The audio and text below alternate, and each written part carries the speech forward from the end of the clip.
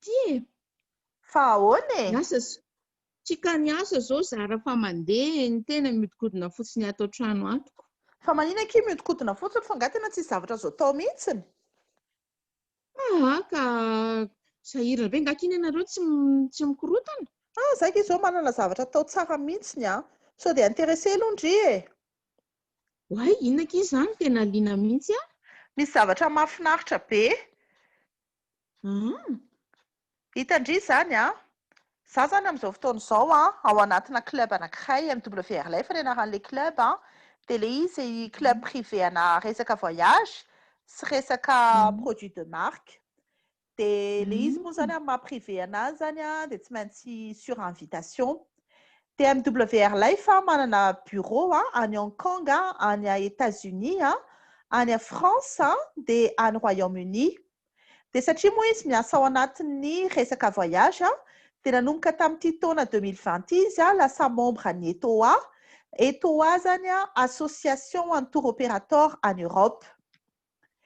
De MWR Life io olona sehoako andry amin'ny sary io Yonia Shurov no namorona anazy ireo izy efatra mianaka kely de tamin'izy namorona anazy de zao mihitsy zany ny tondrany an'le izy hoe fotoanany amin'izao fotoana izao ny anatanterahana ny nofinofitsika. En anglais moa zany le izy making wishes real satria société américaine ny MWR Life. Amin'izao fotoana izao zay misy eo amin'ny mihoatra ny 100,000 membres eran-tany efa betsaka. De tamin'ny 2013 no niforona ny MWR Life manana fitombony isa-taona na 400% izy. Tena fitombona exceptionnel mihitsiny ary BDB ary amin'ny société internationale anazy miasa amina plus de 120 pays izy de araka ny lazaiko teo moa miasa amin'ny resaka voyage sy ny resaka distribution na produit de marque. Teny tamindria teo hoe miroborobo les sociétés satria manana croissance annuelle mihoatra ny 400% izy de omeko salanisa kelikely indrindra eto ny chiffre d'affaires tamin'ny 2015 2 millions, tamin'ny 2013 izy no niforona de 2016 izy no tonga tamin'iny nanomboka nivelatra tamin'iny faritra Europe iny notamment teo France de nanomboka tamin'ny faran'ny taona 2019 izy no nanomboka tonga teto Madagasikara. Tamin'ny 2015 ny chiffre d'affaires ny 2 millions de dollars 2017 izy efa 6 millions 2019 izy efa 64 millions de dollars. Eritreretindry amin'izany le firoborobon'le société.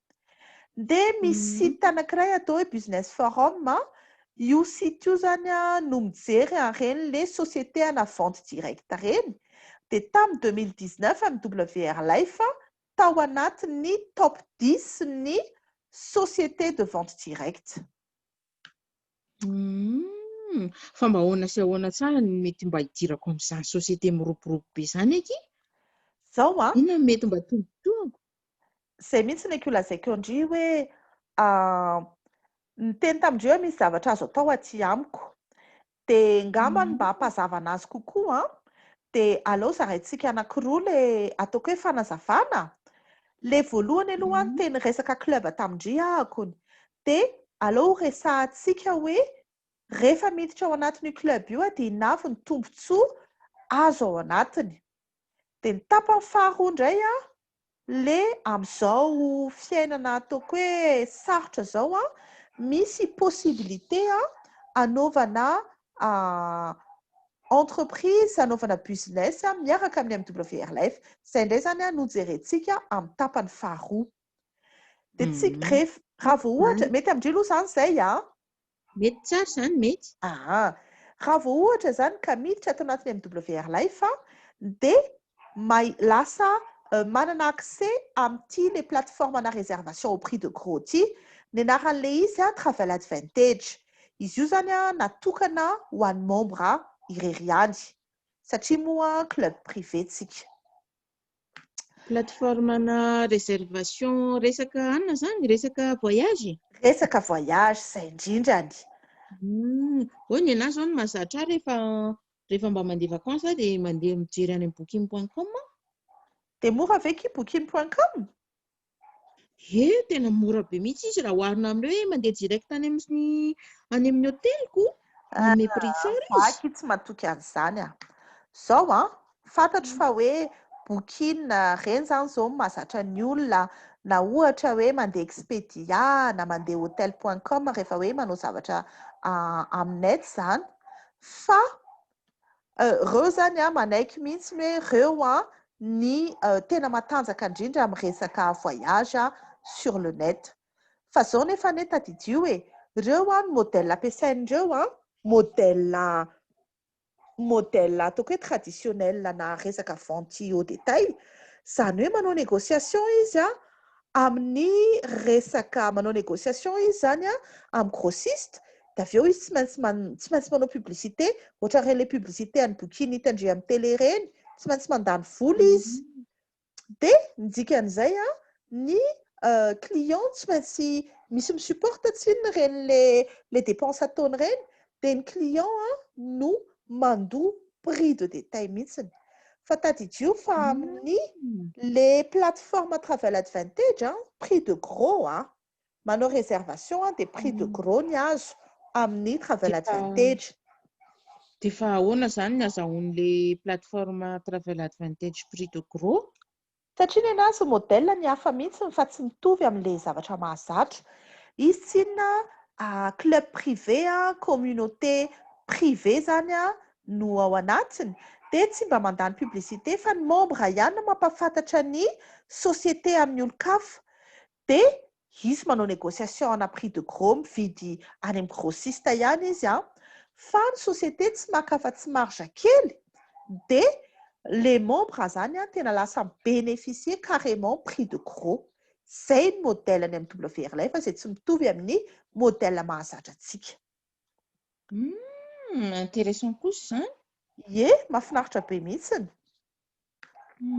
Dia sady zao ao anatin'ny travel advantage les plateformes satria moa izy resaka voyage dia ao anatiny tonga dia indrindra raha fotsiny manao booking dia hôtel fotsiny ny azo atao ao anatiny fa amin'ny travel advantage tena afaka anaovana ny mombamomba ny voyage rehetrarehetra. Anao réservation d'hôtel indrindra na anao réservation de vol na anao location de voiture arany.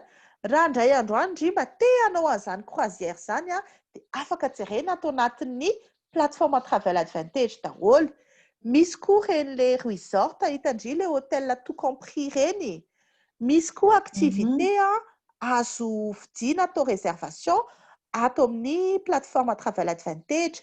Misy an'ireny le villa de vacances reny koa hatraminy hoe andeha hividy billet de train ianao afaka ataonao eto. Fa zany momba ny voyage daholo fa mbola misy zavatra anankiray koa mbola azo atao eto amin'ity plateforme ity dia ny resaka fividianana entana any ivelany eo amin'ilay boutique en ligne. Misy mihoatra ny 1,400,000 destinations zao eto amin'ny plateforme travel advantage. Tonga dia miarahitako ao anaty plateforme iray daholo ve izany rehetra Tonga dia miarahitandreo anaty plateforme iray daholo ireo zavatra rehetrarehetra ireo. Mba mihoatra kely hoe ki mba jerena. Za zany zao ame ohatra indray mihitsy satria vao avy nitady tato fa leo be an'ity le confinement tsy afaka mihetsika ity raha mba vacances ny ankizy tsy afaka mihetsika mihitsiny dia mba hanararoatra kely ngamba ny anky any amin'ny novembre any mba handeha kely dia nijerako hoe inona moa izany Maurice atao anatin'ilay plateforme travel advantage ako aloha dia raha ohatra zany nijery Île Maurice jereo fa misy 158 hôtel à Île Maurice dia nahita n'ity mandritry ny herinandro no nijereko hoe andeha Maurice kely mandritry ny herinandro au mois de novembre du 19 novembre au 25 novembre Tena hita an'ity Mhm. hôtel anankiray ity Manisa Hotel any Flic en Flac. Mandritry ny herinandro zany ny koa an'ilay hôtel raha ohatra ka vidiny hitandry any amin'ny plateforme hafa dia en moyenne eo amin'ny 1084 € eo. Fa satria zahako mampiasa ny travel advantage dia mahazo fihenam-bidy dia 318 € sisany alohako mandritry ny herinandro any amin'ny Manisa Hotel 3 étoiles. Ndray 1084 dia lasa 318. Ie, 1084 dia lasa 318. Tsara be kosa zany Ie, tena mahazo réduction io zao réduction mihoatra ny 700 Ary toa mbola misy koa hoe garantie sa inona no omena garantie? Hitandry ity le boribory mangamanga ity zany resahandro izany? Ie, io amin'ny sisiny io. Hitandry satria tsy inona le société zany tena samby s'engage mihitsy satria fantany hoe mora ny prix omeny.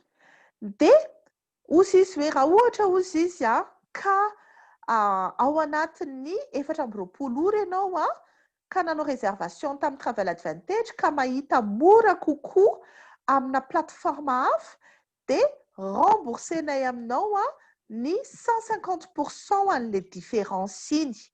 Sa mihitsy izy zany s'engage manome an'izay garantie izay.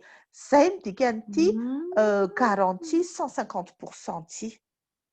Tena Resaka matoky kosa hôtel aloha le resahantsika hôtel ihany zay fa tsy resaka hoe vol na resaka zavatra hafa fa resaka hôtel ty resahana misy garantie 150% ity. Matoky tena kosa izy aloha matoa mahasahy manao an'izany. Tena matoky mihitsy izy ka. Fa mba efa nampitaindry ve nefa aloha? Ie, tadidio tsara io 318 € ozy izy tsika roa raha ao amin'le travel advantage 1084 lasa 318 ozy indray. Dia mba nijereko ary le Booking aloha izy indry hoe mora be Booking. Jereo tsara Booking indray nijereko Flic en Flac ihany Manisa Hotel ihany 19 novembre hatramin'ny 25 novembre ihany mitovy mihitsy jereo ohatriny 1086 mandritry n'le 6 nuits. Tena marina tokoa ke zany le izy Ie, hitandry zanga mandaiky tena marina hitandry tsara mihitsy hoe ohatrinona ny amin'ny Booking. Andao nefa mbola asehoko zavatra fe. Aty amintsika ve misy mba misy ohatr'izao ve aty? Aty amintsika tena misy. Jereo Booking ihany aloha nijerentsika satria efa itao Booking isika dia aleo tsy miova alony. Misy any Sainte Marie tsy novaiko le daty fa amin'le novembre sy hatramin'ny 19 novembre hatramin'ny 25 ihany satria raha ohatra ka hoe mbola tsy misokatra amin'ny frontière dia mety mba afaka makany Sainte Marie ohatra. Misy any Masoandro Lodge. Masoandro Lodge mandritry n'le 4 andro 270 € amin'ny Booking. Tadidy indrindra io Masoandro Lodge any Sainte Marie 270 €. Dia lasa indray nijery ao anaty travel advantage dia hitako Masoandro Lodge. Io aloha anaty travel advantage misy hôtel anankifito Sainte Marie eto Madagasikara. Jereo Masoandro Lodge ohatriny 180 € izy raha ohatra zany ka amin'ny travel advantage manao réservation. Manana 34% de réduction efa ahavitana zavatra ndraiky izy 34% zany tsy haiko aloha veritreritry indry amin'izany Tena mampangitakitaka mihitsy aky izany Ie. Ary inona ny dikan'le hoe ino moa crédit voyage? Ity le hoe 490 crédit voyage. Zao rehefa mampiasa amin'ny plateforme indry dia mahazo crédit voyage. Io crédit voyage io zany ohatra n'ireny ohatra hoe amin'ny Air France zao rehefa mandeha indry dia misy an'le hoe miles ny programme de fidélité-any.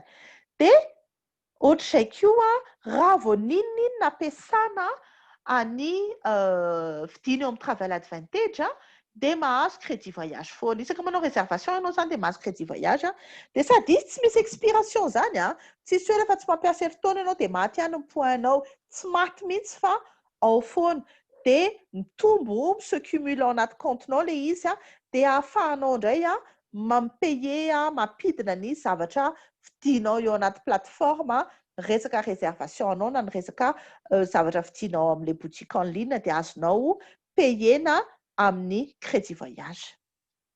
Zany dia izay miditra membre rehetra ve zany dia mahazo an'ireo avantage ireo? Ie, raha vao membre indri dia mahazo an'ilay avantage.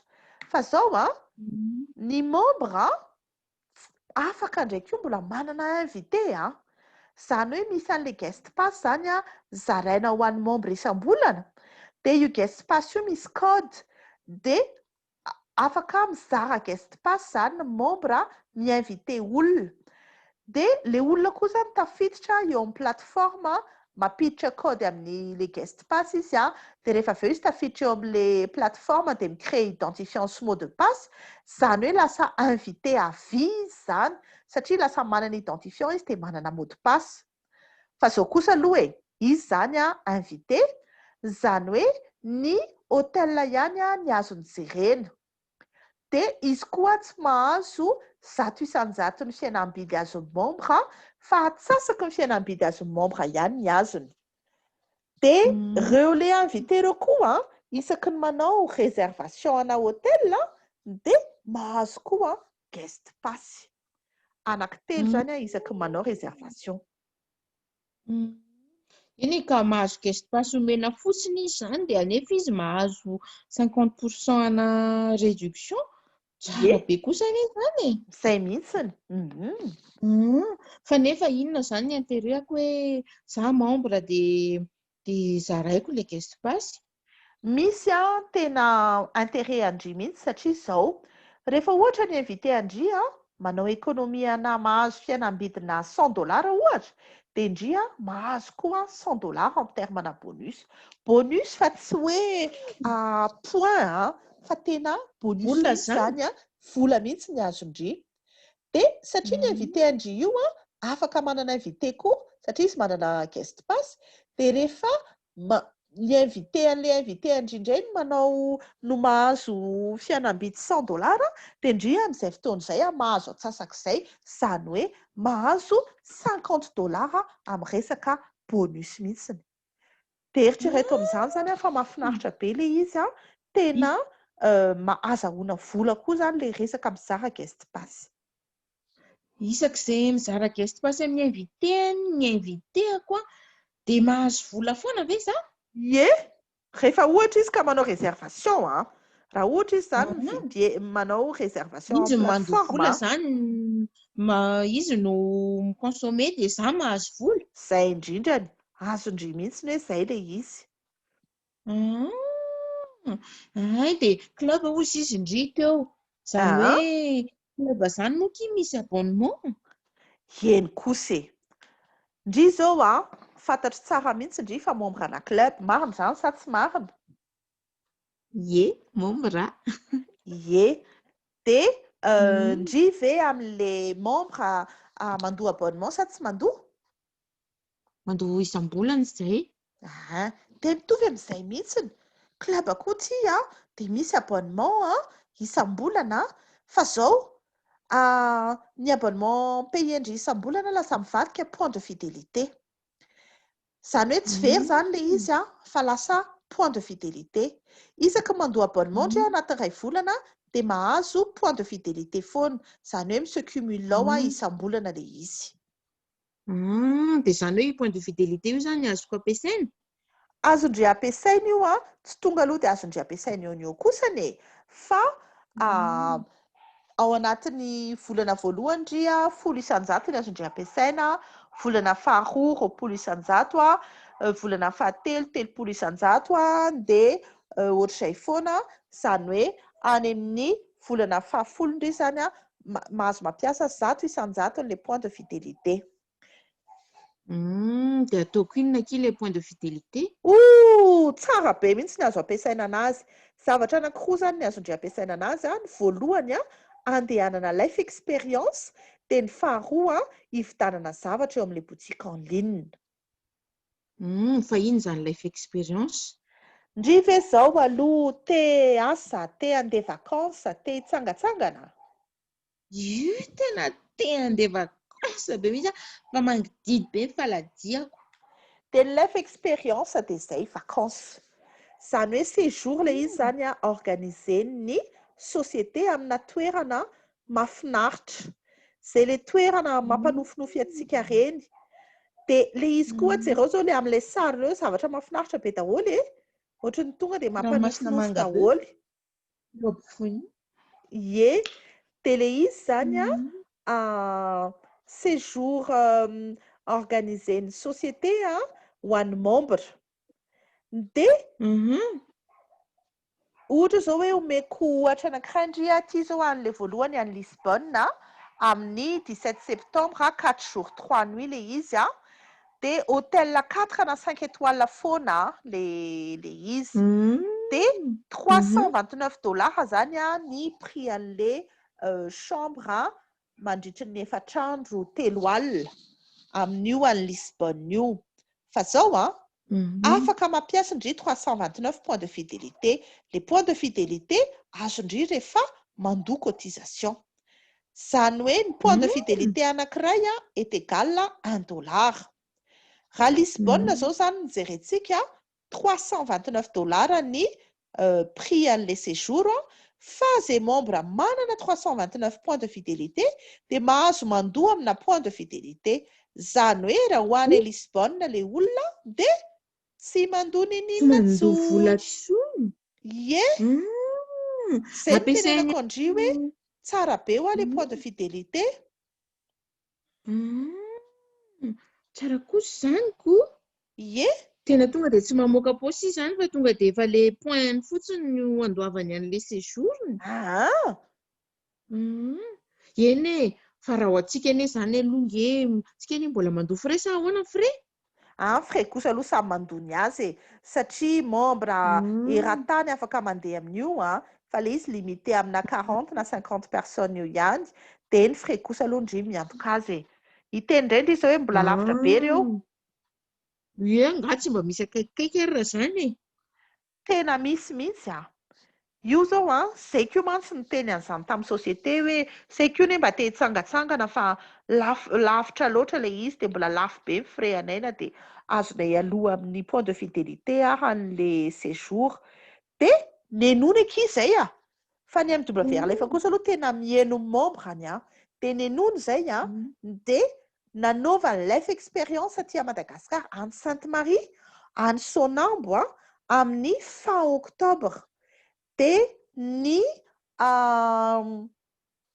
prix an'ny chambre $319 efa demi pension io dia azo aloha tena en totalité amin'ny point de fidélité.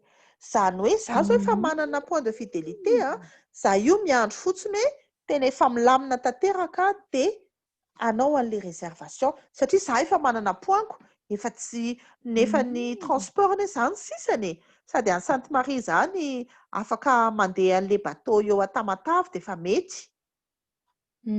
Ay kosa raha tokony hoe zany ny fandiniana fa za zany ohatrany hoe mandoa abonnement fa za mahazo point de fidélité dia afaka andoavako séjour amina toerana tsara be sy amin'ny vidiny mirary.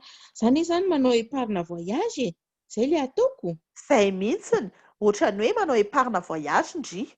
Tena izay mihitsiny azo indry tsara mihitsy ilay izy hoe mandoa cotisation indry dia rehefa avy eo indry manao épargne voyage. Izany hoe tsy very mihitsy ny vola. Ie, tena tsy very mihitsy ny vola. Tena tsara be kia. Dia ina koa ohatran'ny resaka indry teo hoe azo andoavana zavatra hafa ilay point teo Ie, amin'ilay boutique en ligne. Manana boutique en ligne koa zahay amin'ny plateforme Lifestyle Mall moa ny anaran'izany izay ilay boutique en ligne dia azo ampiasaina an'ilay point de fidélité koa ilay izy hitandreo zany fa zavatra misy marika mahafinaritra be dia be ao hatramin'ny hoe misy Dolce & Gabbana, Michael Kors, Armani, Versace be dia be zany ny ao Dia inona tsara mety ho hitako ao?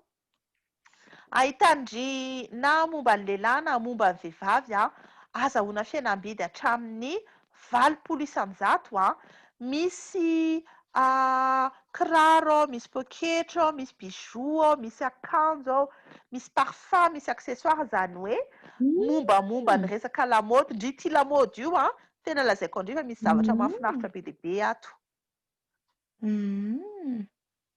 Mba asy ohatra kely hoe Ndrisy ny ohatra zao za zany nijery kiraro le tena le marka be le Dolce Gabbana aloha zany nijereko ity zao misy anankiray klasika be le izy 604 € ny vidiny fa satria moa za nizahako membre dia manana fihenam-bidy be 157 € sisany dia nefa za mbola mahazo mampiasa les points de fidélité aza adino dia mbola mahazo mampiasa 85 points de fidélité ahako dia hitandry amin'izany zany fa 72 € zany sisany nefa zavatra 604 €. So dia mba fosika kosa zany fanja. Tsisy marika fosika indry izany eto zavatra tonga direct avy any États-Unis, avy any France arakaraky ny misy an'le fournisseur an'le entana fa zavatra tsy mitovy amin'le marika be dia be hitandry ery be horirika ery fa mba eritrereto amin'izany zany hoe vrai marque amin'ny tena qualité ambony nefany azo atao hoe na tsikarany ane mikipy aloha fantatro hoe mikipy be mihitsiny fa aizaka iny ny vidanana kirarona 600 € ve dia azo 72 €. Tsara be mihitsy zany. Dia mbola meko ohatra hafa koa ndry jereo iny zany ataontsika hoe le tena marika be tia indray zany resaka qualité misy kiraro made in Italia sady jereo le talon mba mazaka antsika tsara dia tia indray zany zao 72 € dia nefa izy mahazo an'le fihenam-bidy dia 37 sisany dia nefa za mbola mahazo mampiasa koa an'le point de fidélité tadidindry zany hoe 27 zany sisa no alohako. Eritrereto amin'izany akiko 27 ve 27 € ve nefa ny kiraro tsara tarehy ohatrin'io aiza indry nahita an'izany zany anie ka latsaky ny ataoko hoe ohatrino moa zany eo amin'ny 80 000 ariary eo. Haiko na maketsy amin'ny kiraro italiana nisy Antaninarenina raha ve tsy mahita an'izany eo amin'ny kiraro italiana Antaninarenina ve indry dia ahita kirarona 80 000 ariary manofo indry tsy misy an'izany sady tsara tarehy be le izy ka izay indrindrany tsy misy an'izany dia mba misy mba ame ohatra an-dehilahy hoe ki za zao efa akaiky zao ny rentrée dia mba mijero an'ilay zanako lahy za mety misy azo jerena ve tia indray nitady amin'ny zanakindry lahy ndry nahita n'ity ohatra ny suite kony Oxford Université marika an'ilay izy dia jereo sady tena hoana zatovolahy mihitsy moa zany fiteny an'izany dia vidiny 109 € dia za tsy inona mahazo fihenam-bidy fihenam-bidina 82 € ahako dia 27 € zany sisany no manina moa izy teo no alohako nefa tandremo fa za mbola mahazo mampiasa 15 points de fidélité zany hoe eritrereto amin'izany fa 12 € zany sisany no alohako dia tsy fantatra kina etsy eo anina moa eo an-tsavola moa le misy zone franche zone franche be dia be tena marina kira ohatr'izany zavatra tsara tarehy ahita an'izany ve ndry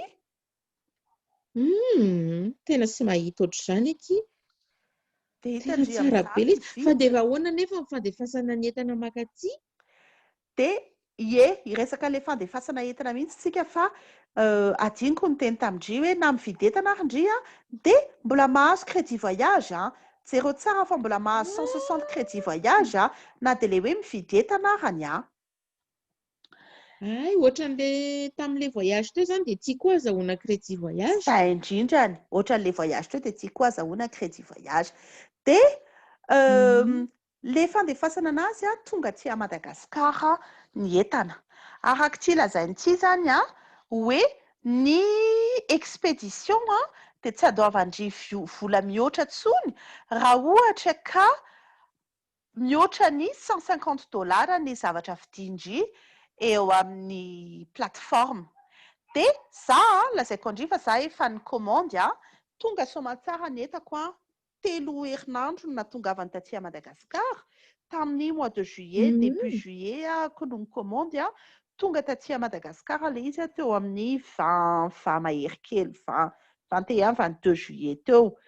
Dia vao atitra taty an-trano tsy nilan'ny sahirana akony FedEx no nanatra anazy taty an-trano. Resaka kiraro sy solomaso moa zany no vidiko tamin'izay. Dia tsy nandoa frais d'expédition ntsony satria fantatry-ndry ihany moa fa za raha vao mividy zavatra dia mba tsy maintsy manararaotra kely. Dia nihoatra ny $150 zany ny zavatra nividiko tamin'izay dia tena tonga soamantsara taty Madagasikara. Tonga tany an-trano mihitsy zany. Tonga taty an-trano tsy nila nihetsika andeha tany amin'ny douane zany tsy nila ny sahirana mihitsiny. Tsara be kosa zany tena mety afaka mijery cadeau moramora zany amin'izany. Ie, azo anaovana cadeau tsara mihitsiny izy Dia tena mahaliana be ity tena mahaliana be fa mba asio famitsinana kely hoe. Aleo mihitsy aloha fitinitsika kely satria bebetsaka ihany le izy. Be dia be le zavatra tenenindry teo. Zao averiko kely hoe raha vao ohatra indry zany miditra ao anatin'ny club dia afaka tafiditra eo amin'ilay plateforme Travel Advantage izay ahafahandry manao économie be amin'ny resaka voyage, fa tsy resaka voyage ihany fa na resaka mividy zavatra amin'ilay boutique en ligne na resaka marque arany. Dia mandoa cotisation ndry fa ny cotisation ndry dia mivadika point de fidélité ary ndry dia mahazo crédit voyage isaky manao réservation en plateforme dia afaka manana invité koa ndry amin'ny fizarana ny guest pass. Dia afaka mandeha life expérience koa ndry c'est séjour organisé ny société izay azondry payena moa zany amin'ilay dollar fidélité dia afaka mividy koa moa zany entana eo amin'ny boutique en ligne. Ok, mazava fa ahoana sy ahoana ary nidirako amin'ilay club Zao misy fomba anankiroa zany ahafahandry miditra eo amin'ny club dia soandry miditra membre pro na ndry miditra membre élite. Na ny membre pro moa zany na ny membre élite dia samy afaka mitondra 4 voyageurs additionnels daholy ankoatrandry sy ny fianakaviandry moa zany Ankoatran'izay samy manana guest pass fa rehefa miditra membre pro ndry dia 25 guest pass azondry raha vao miditra. Ny membre élite kosa dia mahazo 50 guest pass raha vao miditra. Isam-bolana ny membre pro mahazo 5 guest pass membre élite kosa 10 guest pass. Samy afaka mividy entana eo amin'ilay boutique en ligne, samy afaka mandeha life expérience fa satria moa zany limité ny isan'ny olona afaka mandeha life expérience ary hitandry fa raha vao ohatra le izy ka azo aloha izy rehetrarehetra azo aloha amin'ilay point de fidélité dia betsaka ny te handeko. Dia amin'iny fotoana iny zany vonjevonjena be ny toerana dia ny élite afaka manao réservation mialoha. Ankoatran'izay ny élite manana fihenam-bidy 10 isan-jato isaky ny te handeha life expérience dia misy cotisation izay le resahantsika teo ny cotisation isam-bolana dia $99.97 eo amin'ny 400 000 ariary eo zany isam-bolana no aloha amin'ny cotisation fa satria ianao mandoa cotisation dia mahazo point de fidélité mitovy ihany ny cotisation any pro na ny élite mitovy daholy dia ianao mahazo an'ilay point de fidélité 100 point de fidélité ny azonao na pro na élite dia mahazo an'ilay 100 point de fidélité daholy. Rehefa te hiakatra pro ndry afaka ndry zany tonga dia manao adhésion ana pro na koa Elite aloha zay vao miakatra pro, dia rehefa hiakatra pro dia mandoa $150 indray mandeha fotsiny. Ok. Fa eny ekeko hoe mahazo point de fidélité isam-bolana fa ahako misitraka le avantage tsara be ny tany saindry teo fa za ve ky zany isam-bolana dia voatery andoha an'le abonnement $99-97 foana. Dry kosa aloha tsy maintsy mandoa abonnement foana. Dia le abonnement tsy very ho fa le abonnement mivadika point de fidélité fa zao hoe io abonnement io misy fomba ahafahandry tsy miala paosy abonnement. Za tsy miteny hoe tsy mandoa ny abonnement aloha isam-bolana fa ozy aho hoe tsy miala paosy abonnement. Ahoana koa zany hoe za mandoa vola nefa tsy mamoaka paosy? Hiditra amin'ilay tapany faharoa ary tsika. Azavaiko indry hoe ahoana hiditra amin'ilay tapany faharoa tsika. Ilay tapany faharoa ny resaka momba ny hoe fomba ahoana no atao azahoana vola miaraka amin'ny le club MWR Life.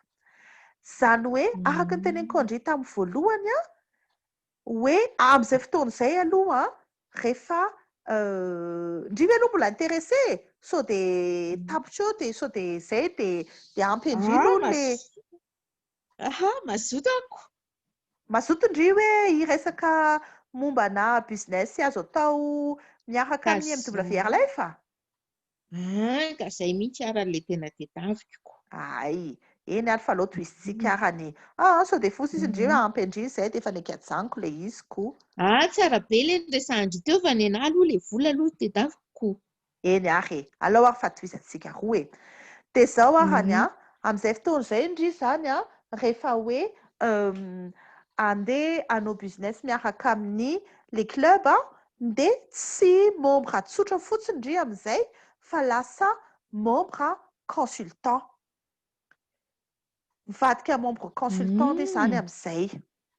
Fantatry indry ve aloha ina le zavatra tokony atao? Azo indry an-tsaina ve ina le ataoko hoe asa tadiavina amindry?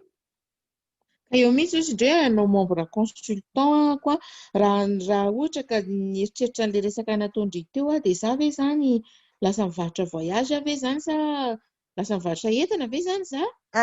Disy be mihitsy indry amin'izay sady tsy mivarotra voyage indry tsy mivarotra entana. Fa tadidy indry ve le zavatra resahako tamin'ny voalohany ozy aho antsendry hoe ny MWR Life tsy manao publicité fa ny anazy ny membre ihany no mampahafantatra amin'ny olon-kafa. Tadidy indry ve zany teny an'izay? Le hoe manana modèle vaovao zareo.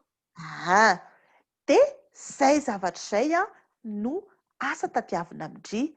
Izany hoe mampahafantatra ny club amin'ny olona manodidina indry miresaka hoe inona avy ny zavatra tombontsoa azo rehefa ao anatin'ny club mahafinaritra be tia inona avy ny zavatra azo ao anatiny. Izay no resahana amindry. Izay zany le amin'ny teny vazaha hoe recommandation. Ahoana moa fitenintsika gasy anazy bouche à oreille moa tsy haiko intsony ahoana ny fomba fitenintsika anazy fa tsika ihany zany vitako zaniko. Ndry rehefa nanao anahako an'izay mihitsy fa fantatra hoe vitandry le nanoro anahako tsy ndry ve moa le resaka tamiko hoe misy restaurant tsara be eo amin'ny route circulaire manao crabe. Ndry moa ny tena anany iny Defa tandry? Efa tany tandry ozy isy indry mantsena hoe andana makany fa tsara be ny krabiny sady mora. Izay mihitsy le lazaindry anahy dia ohatr'izay fotsiny le tadiavina amindry Ka tsara be le izy dia izay ny zaraiko an'le izy tamindry. Dia izay ka tsara ve aloha le zavatra resahako rehetrarehetra teo aloha sa ratsy? Tsara beko. Dia izay tiako be mihitsy. Dia izay fotsiny no zavatra tadiavina amindry izara le zavatra tsara ny tantaraiko teo amin'ny olona. Dia amin'izay fotoana izay manintona ny olona hiditra koa hiaraka amintsika ao anatin'ny club. Izay le zavatra andrasana. Fantatra fa vitandry izany Vitako fa ohatran'ny misy vola aloha izy izany Kandry kosa aloha tsy maintsy misy vola aloha amin'ny voalohany e. Zany hoe araka ny teneniko andria dia misy fomba anankiroa hidirana ao anatin'ny société na andry miditra membre pro na andry miditra membre élite. Zao moa tsika tsy miresaka membre tsotra fotsony fa efa miditra membre consultant. Zany hoe raha ohatra indray zany ka hiditra membre consultant pro dia mandoa $149,97 ndry. Raha ohatra moa ndry ka tonga dia hiditra membre consultant élite dia $299,97. Zany hoe membre consultant pro 600,000 ariary eo ary membre consultant élite $1,200,000. Zay zany ny vola aloha hidirana sy azo atao hoe hiconstituer-ndry ny société andry mihitsiny. Fa inona daholo keny ao anatin'izany vola izany? Raha ohatra indray zany ka hiditra membre consultant pro dia tsy maintsy mandoa les cotisations aloha tadidindray les cotisations les $99,97. Le aloha isam-bolana. Aloha isam-bolana.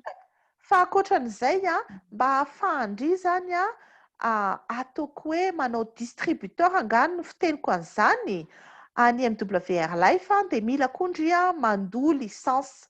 Le licence io $50 isan-taona. Zay zany no alohan-dry. Zay ny manome an'le $149,97. Ny mahasamihafa ny élite moa dia tadidindry misy an'le hoe misy mandoa indray mandeha $150 dia zay ny mahasamihafa anazy dia zay mahatonga anazy $299,97. Ary inona le misy X menamena? Les frais d'activation indray io. Zany hoe ny tena marina dia ohatry ny zavatra rehetrarehetra tokony hoe misy frais d'inscription, misy frais d'adhésion. Zay zany les frais d'activation $100 le izy. Fa MWR Life tena mijery ny membre-any dia izy zany ny teny hoe amin'ity le resaka pandémie amin'ny eto an-tany zao dia betsaka ny atao hoe olona sahirana dia izy koa zany mba te hanao geste par rapport amin'izay dia nesoriny aloha ny frais d'activation. Zany hoe amin'izao fotoana izao zany dia tsy mandoa io frais d'activation io $100 io zany hoe mahavobe mihitsy ny olona miditra amin'izao fotoana satria $149,97 fotsiny izy dia efa tafiditra nefa raha ny tena tokony ho izy dia $249,97. Zany hoe raha amin'izao zany ako no miditra dia $600,000 zany ny investissement voaloha dia efa afaka manana ny orinasa koa. Zay mihitsy ilay izy. Fa zany nefa kiny mbola tsy nanao asa ohatran'izany mihitsy e. Marina kira mba havanana amin'izany ahoana ny fomba fanarahana an'izany? Zao misy zavatra tena mahafinaritra be dia raha vao ohatra indry ka miditra membre dia mahazo an'ilay atao hoe back office. Ao anatin'io back office io indry manana site web personnalisé. Zany hoe ao misy tableau de bord, manana identifiant sy mot de passe indry idirandry ao anatiny dia manana ny tableau de bord izay zavatra rehetrarehetra ilaindry momba ny activité andry dia hitandry ao anatiny io site web personnalisé io daholo. Dia ny sady mahafinaritra aminy indry zany tsy mila hoe mbola hanao Excel mbola hividy logiciel hanao cahier tsy mila an'izany fa izay zavatra tokony ho arahana rehetrarehetra dia hitandry ao anatin'ny ao anatin'ny io tableau de bord ndry io daholo sady le izy tonga dia mise à jour à temps réel fa tsy hoe mbola miandry ela be hoe tonga dia hitandry à temps réel, hitandry ao izy avy ny ao anatin'ny ekipandry satria tsy voatery hoe ho fantatrindry daholo, hitandry ao anatiny daholo. Dia ankoatran'izay koa dia manana outil marketing. Ndry ve zao nieritreritra hoe zako nanao an'itony slide tony? Angatsy indry nanao an'ireny? Zaho nga mahay sady tsy mahay tsy manam-potoana fa nalaiko tao anatin'le back office fotsiny le izy tao fotsiny naka an'le izy ny téléchargeko dia io asehoko andry io. Manatsotra fiainana kosa aky izany a. Ie, tena manatsotra be mihitsiny a. Kanefa nataoko hoe ao le slide fa za ve zany mila manao présentation ohatran'izao ataondry izao. Tsy voatery a. Tsy voatery indri satria rehefa miditra indri dia ampidiriko anatina groupe maromaro, dia ao anatin'iny groupe iny efa misy présentation planinana présentation maromaro.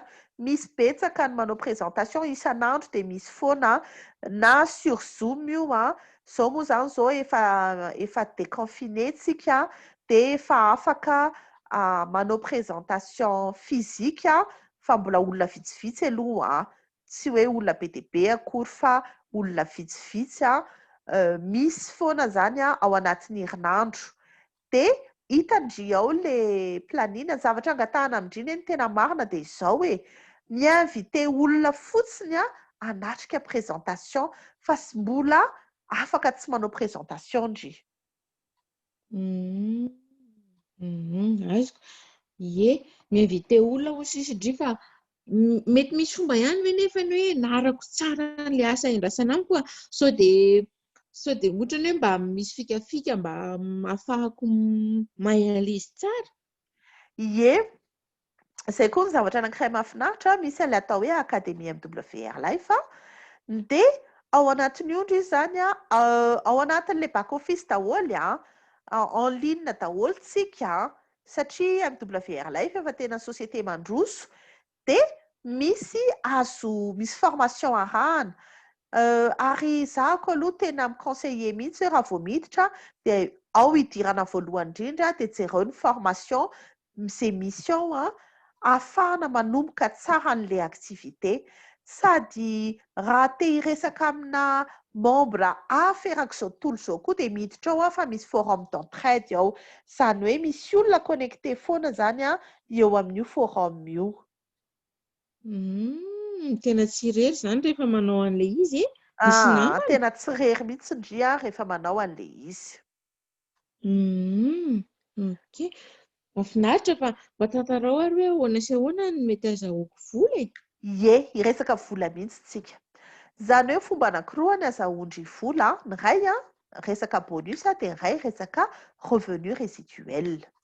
Izay tena principaux bonus aloha ny resahako satria efa alinalina ihany ny andro tsika roa koa tsy afaka tena hoe mivalapatra be, fa sady efa somatsika efa somary vizambizana ka ataoko hoe les principaux ihany ny tena resahako amindry. Bonus voalohany dia ny bonus d'expansion. Raha vao mampiditra, isaky mampiditra olona indri zany dia mahazo bonus. Mampiditra membre pro indri dia mahazo $10, mampiditra membre élite indri dia mahazo $30. Isaky izay mampiditra olona dia mahazo $10 na $30. Izay indrindrany. Dia inona koa? Dia ankoatran'izay ampindry mba hanomboka tsara ny activité andry. Izany hoe raha ao anatin'ny 120 andro indri matafiditra olona 3 dia mahazo ny atao hoe bonus de démarrage. $100 le bonus raha vao misy membre pro fotsiny ao anatin'ilay 3. Raha ohatra kosa moa ka membre élite daholo no nampidirindry dia $200 le bonus de démarrage azo. Izany hoe ao anatin'ny 120 andro indri dia mety efa mahazo $130 ka mety ho tonga nefa izany hatramin'ny $290. Io. Izany hoe $150 lena alohako Izay no alohandry voalohany. Dia ao anatin'ny 120 andro ve dia efa mety mahazo 130? Ie, ao anatin'ny 120 andro fotsiny efa mety mahazo 130. Dia tafaverina anie izany ny volako ao anatin'ny 120 andro? Ie, tena efa presque tafaverina ny volandry, $20 fotsiny sisa ny mahasamihafa anazy. Fa izao tsy mbola vitan'izay fa ao anatin'izay koa indri raha ohatra ka herinandro voalohany indri dia efa natafiditra an'ilay olona 3 dia ny herinandro faharoa indri dia mbola raha ohatra ka mbola matafiditra olona 3 dia mbola afaka indray mahazo an'ilay bonus de démarrage fanondrony fa raha mbola matafiditra ihany indray koa dia mbola mahazo bonus de démarrage fanotelony. Izany hoe raha ao anatin'ilay 1 andro ndry mahatafiditra olona 5 fa tsy maintsy hoe ilay 3 voalohany ao anatin'ny herinandro voalohany dia avy eo mahavita anankitelo indray dia avy eo dia mahavita anankitelo indray. Izany hoe in-telo mahazo ny bonus indry izany dia mety ho tonga $420 ilay bonus fa mety ho tafiakatra hatramin'ny $930. Izany hoe mety avo enina volana lohako izany ny vola voaraiko anatin'ny 220 andro. Ie, izay mihitsy.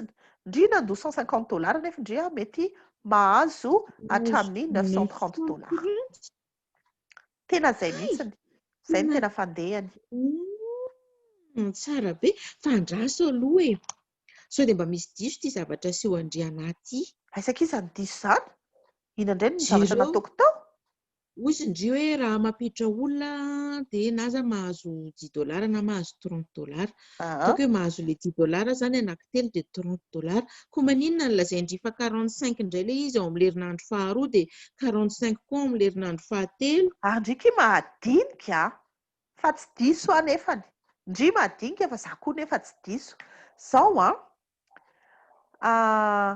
iverina kely amin'ilay bonus d'expansion fa bonus d'expansion leadership indray no azavaiko amindry.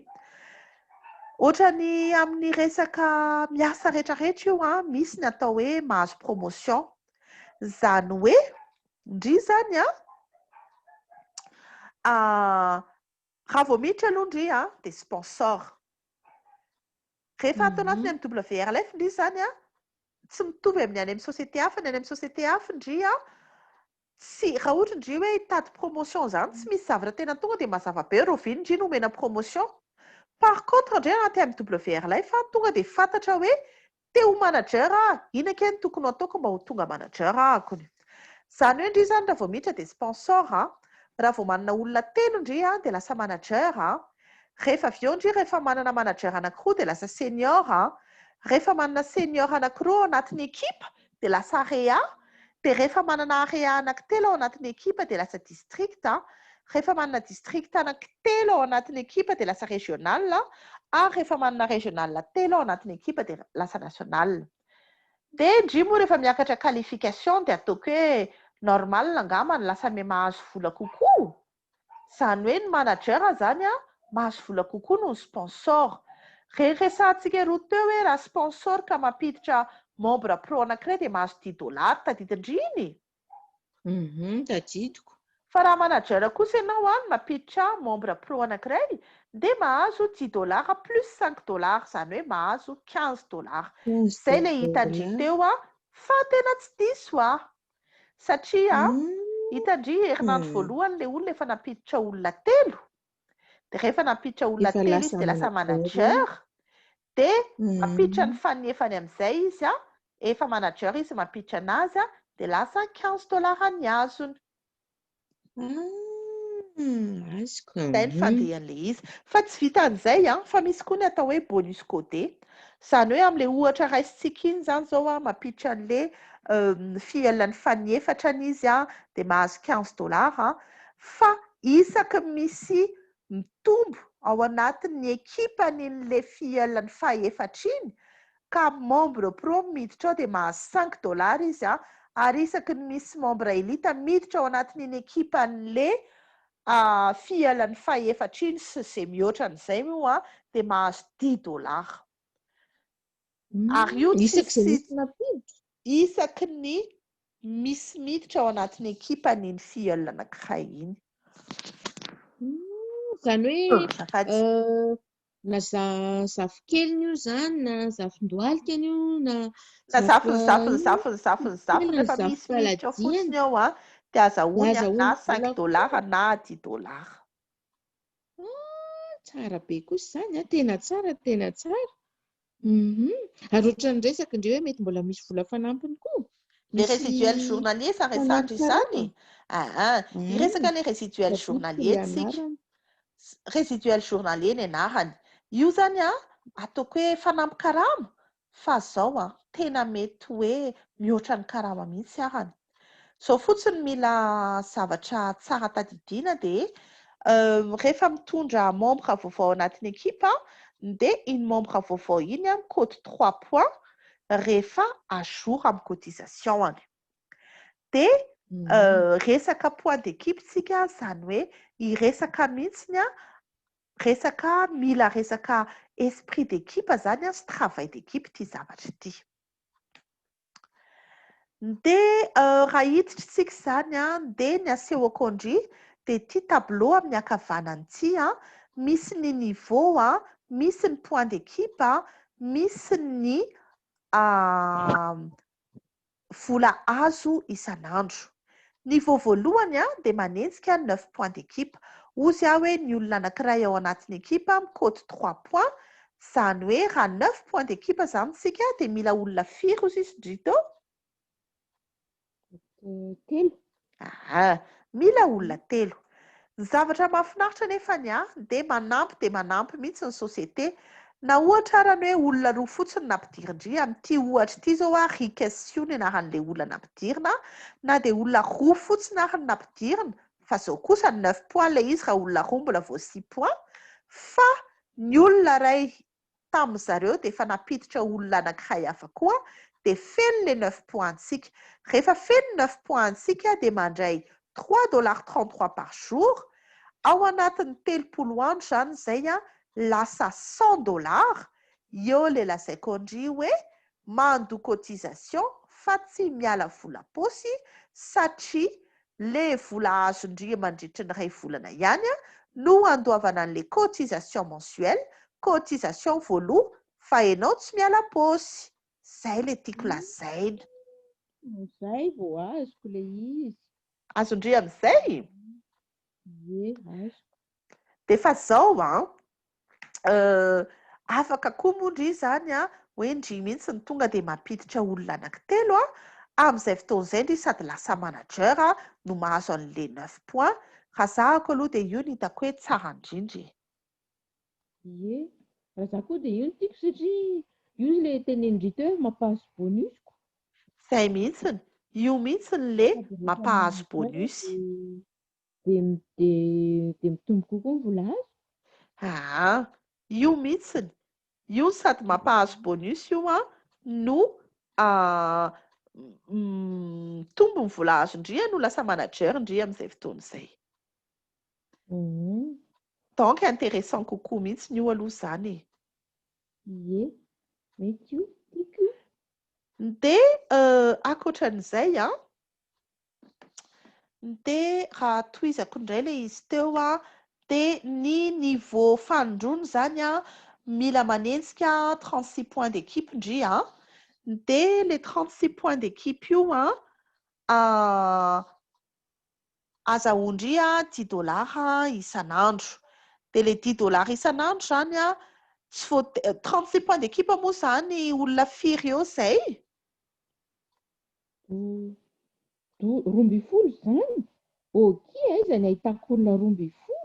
Zangaki niteny tamindry hoe olona 12 tendry daholo ny andeha hitady an'izany Tsy voaterindry kosa ki mitady an'le izy fa na le olona telo ihany ary no hitandry fa me manomboka mitombo le olona telo dia mahazo indry zany 36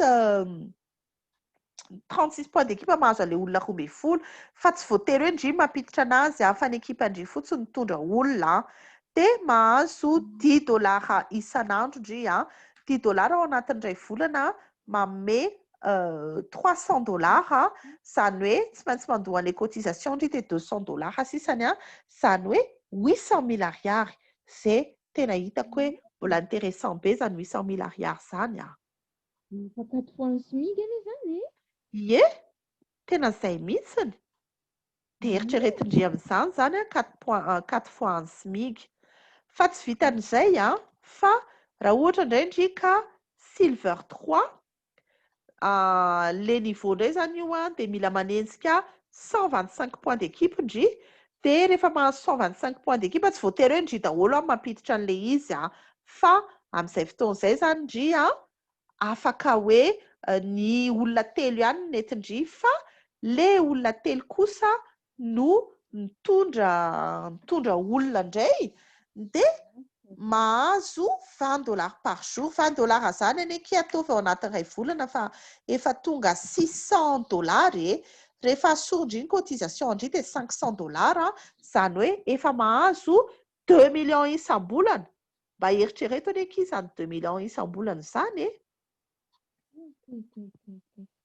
Raha hanao investissement amina trano araka izy trano ohatran'inona vao azahoako fa trano 2 millions ariary isam-bolana? Ie, ary ndry aloha lasa ohatran'ny lavitra be, ohatran'ny tsy haiko tsara intsony ndry Zany? Zay. Sao dia le zoako ngamba andrasy. Zay fa teo ohatran'ny somary lavitra. Ie, na Noho izaho hoe trano raha manao anona aho raha mampanofa trano ary ahako tena trano tsara tarehy be vao afaka hampanofako 2 millions d'ariary isam-bolana gamaka zany. indry tsy maintsy mi-investir any amin'ny 100 millions any Zay indry vao mahazo an'izany mahazo an'izany hofa-trano zany. Dia aleo aloha tohizintsika ilay izy e. Dia mbola misy koa ny col de 1 col de 1 manenjika 350 points d'équipe indry dia mandray $40 isan'andro. Mandray $40 isan'andro indry dia $40 zany anie ataovy ao anatin'ny volana fa manome $1,200 e. Dia asorany les cotisations zany hoe $1,100 4 millions 400 000. 4 millions 400 000 zany ve ki mbola ho fanampy karama fotsiny ihany? Efa tena karamana kadram-bola zany. Zay indrindra mantsy Volana zany e? Ie, tena fantatro mihitsy hoe vola zany dia eritrereto indry amin'izany zany hoe manino sisa indry? Misy mahazo an'izany?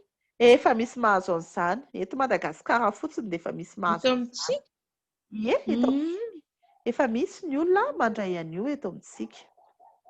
Ary misy andresy ambany retsy koa raha misy jereo nge ireo ambany reo fanjy misy hoe $4,000 $5,000 isan'andro diamant indray no resahindry io Ireo ambany tsara tarehy be ireo. Diamant misy mihitsy ny olona efa mahazo $4,000 ao anatin'ny isan'andro afa-tsy hoe isam-bolana.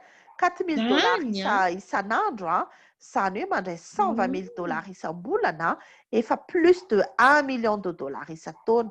Ary lazaiko indray koa fa misy io misy mahazo an'io misy mahazo an'io misy efa olona anankiroa zany zao any Europe nefa ao anatin'ny club diamant.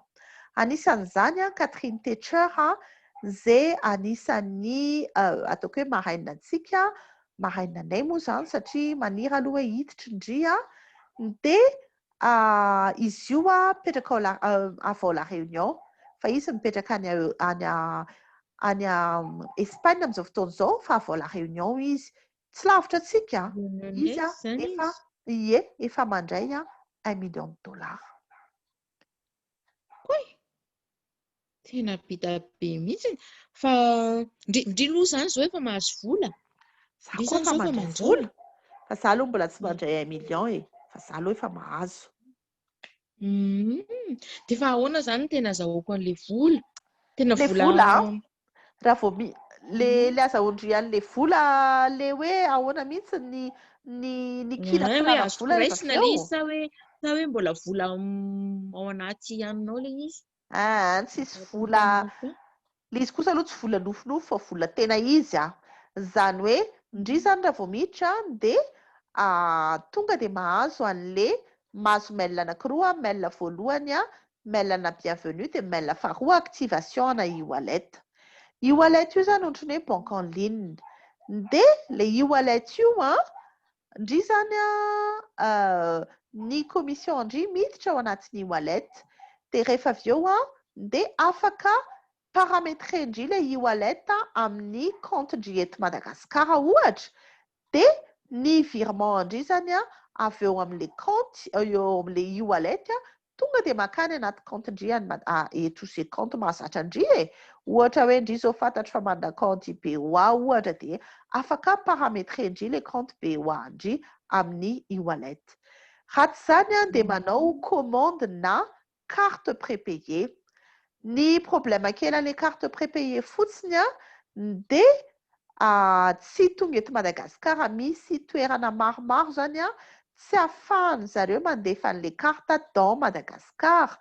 Raha te azo an'ilay carte prépayée izy zany a dia tsy maintsy mandefa anazy amina adresy hors Madagasikara. Dia indry zany zao inona nataondry?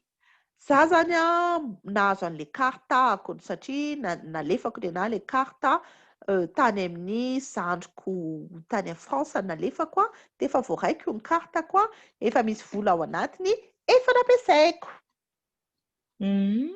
Mahafinaritra be. Mahafinaritra be mihitsy fa mba asivoanina kely indray aloha fitiny kely indray aloha.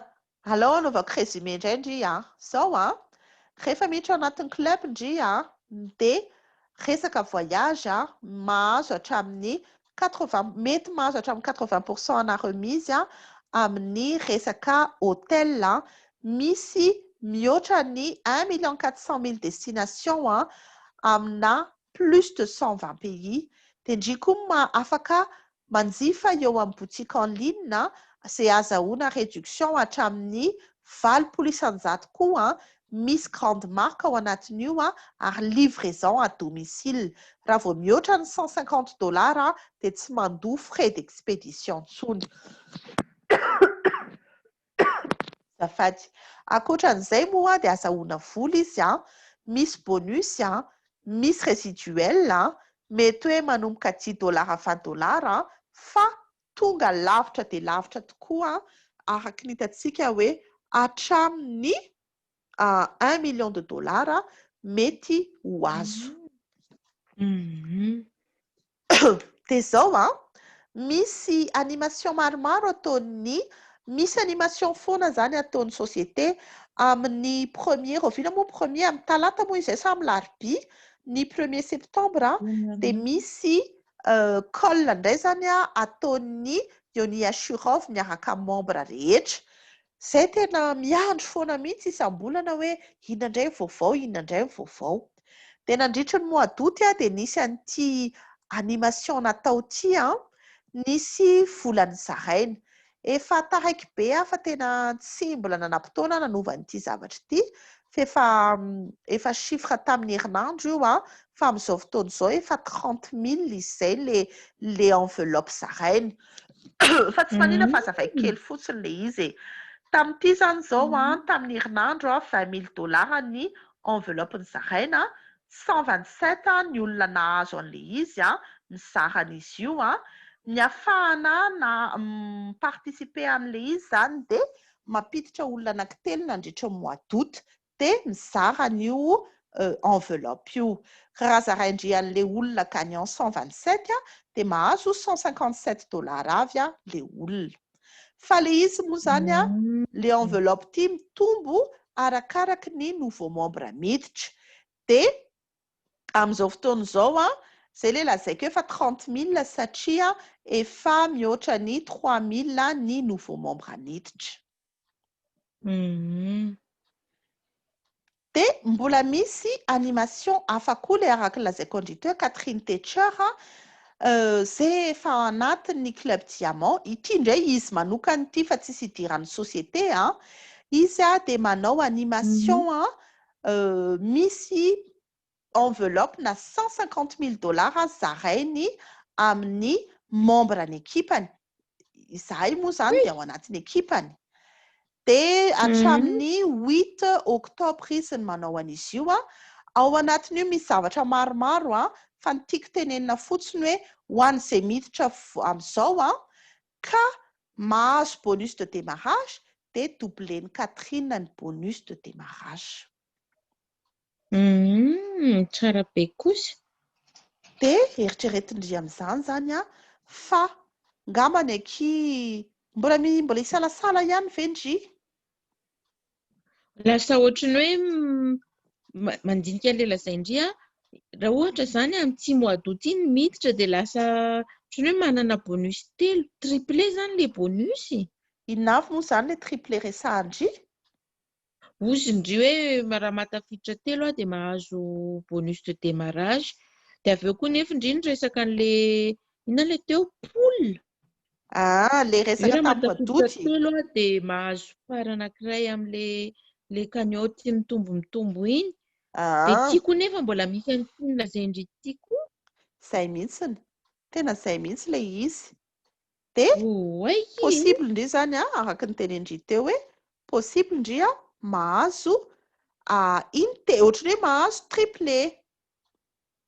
Raha miditra hatramin'ny faran'ny volana ahoana moa zany raha miditra zany zao ka mahavita hatramin'ny faran'ny volana mahavita mampiditra 3 dia mahazo an'izay bonus triple zay. Ie, zay mihitsiny. Dia nefa koa raha ohatra hoe satria faran'ny volana zao fa akaikaiky dia raha mahatafiditra zany dia mbola mahazo an'le deuxième bonus le ina moa le tenendry teo. Le hoe raha mahavita anatin'ny herinandro dia mahazo mamerina. Le bonus de démarrage. Zay mihitsiny. Azondry tsara le izy. Tena lazaiko hoe tena intéressant be ho le izy. Tena hiditra mihitsy fa ahoana tsara zany ny ataoko raha hanao inscription Raha hanao inscription ndry makany amin'indry ve za zany sa ahoana ny ataoko misoratra anarana? Tsy mila makaty ndry fa afaka ataontsika roa na dia izao arany satria ny MWRLF efa société mandroso be efa en ligne daholo dia omeko lien fotsiny ndry dia miditra amin'ilay lienko ndry moa manana carte bancaire international. Manana carte fa ohatra mbola tsy nanao paiement en ligne aky za raha ohatra ndry ka manana carte dia mora be satria omeko lien ndry dia miditra sur internet ndry dia manao an'ilay inscription dia mandoha vola via les cartes bancaires internationales. Raha ohatra moa sanatry fotsiny ilay izy tsy mandeha dia miteny amiko ndry dia za indray no mendry an'ilay vola dia avy ato anatin'ilay back office koa no mividy no mandoha an'ilay inscription ndry via an'ilay atao hoe token dia omeko ndry fotsiny ilay code na token dia iny indray zany ny atao solona carte bancaire ahafahandry manao an'ilay paiement dia vita eo amin'ny 10 minitra eo angambany izay dia vita. Afaka alefaka mivola amindry fotsiny zany le paiement? Ie, afaka ataontsika roa an'izay. Ok. Dia misy lien mendry anà moa zany? Misy lien omeko ndry, afaka ameko lien ndry. Ok kia, anao kia za hiditra fa mba fa alefa indriny fa nefany mba misy conseil ve aloha azondry amena anay ihany? Ngamba kiny conseil omeko ndry tsy dia betsaka fa anaky 4 ihany. Voalohany dia izao mila pozitiva foana io moa amin'ny zavatra rehetrarehetra rehefa te handroso ndry sy rehefa te réussir dia mila pozitif. Ny anankiray koa tsy mora kivy, tsy raha ohatra surtout ndry raha hitady vola zany any aky tsisy vola tangosany izany hoe indraindray mahafinaritra indraindray misy zavatra mety manahirana fa dia mila mifofotra foana dia mila mandroso foana. Dia mila koa tena zava-dehibe mihitsy ny hoe mila mianatra foana, mila mianatra n'ilay zavatra atao fa misy koa ilay atao hoe mianatra momba ny tenandry mihitsiny, momba ny amin'ny teny frantsay moa izy ny tena haiko hoe développement personnel. Tena zavatra ngeza be mihitsy io hoe ndry koa mila ohatrany hoe ndry koa zany mila mitombo ara-tsaina fivelarana ara-tsaina zany tena mila nanana, mila manao développement personnel be ary ny fahaefatra dia mila miasa en équipe, mila manana esprit d'équipe. Zay ngamba kiny azoko lazaina aloha momba an'io fa alefako amindry le lien zany raha mazoto ndry dia andramo le carte raha ohatra ka mandeha, miverena amiko aky raha ohatra ka hoe sanatria ilay izy tsy mandeha. Mety zay? Mety aky misaotra betsaka aky fanja. Alefaso ny indry fa lasa izao. Eny ary dia misaotra betsaka aky dia misaotra ny rehetra koa zany izay nanaraka.